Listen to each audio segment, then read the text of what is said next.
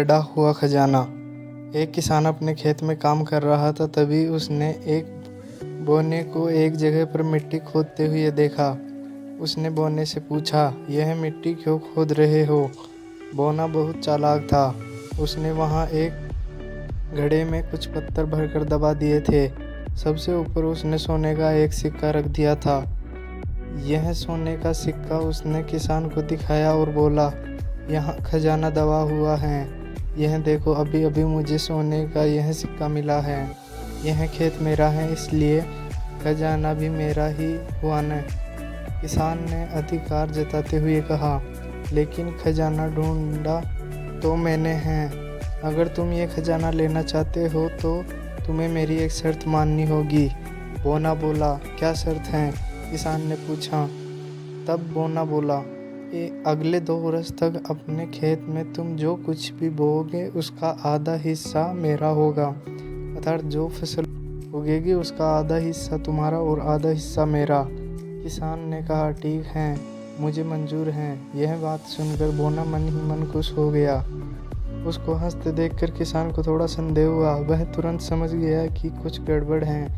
उसने बोने से कहा, सुनो, मेरी बात पूरी तो होने दो। अगले 2 वर्ष तक मैं जो कुछ भी उगाऊंगा उसको हम 2 भागों में बांटेंगे। जमीन के ऊपर उगेगा वह सब तुम्हारा और जमीन के नीचे जो कुछ उगेगा वह मेरा। बोना बोला, ठीक है। बोने ने सोचा कि यह तो और भी ज़्यादा फायदेमंद वाली बात है। खेत में गेहूँ, चावल, जो मक्का, जो कुछ भी उगेगा ज़मीन के ऊपर उगेगा वह सब मेरा होगा और नीचे की जड़ें किसान की होगी। वह मन ही मन सोच रहा था, कैसा मूर्ख किसान है। लेकिन किसान मूर्ख नहीं था। उसने अगले 2 वर्ष तक खेत में सिर्फ गाजर और आलू बोए।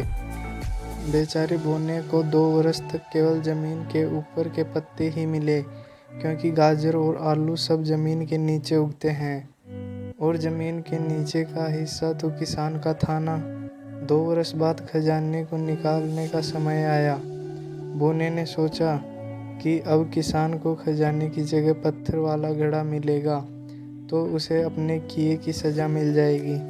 लेकिन भगवान भी बुद्धिमान व्यक्तियों का साथ देते हैं। जब वह जगह खोदी गई तो वहाँ 2 घड़े मिले। एक तो वहीं जो बोने ने दबाया था, पत्थरों से भरा हुआ, और दूसरा सचमुच सोने के सिक्कों से भरा हुआ।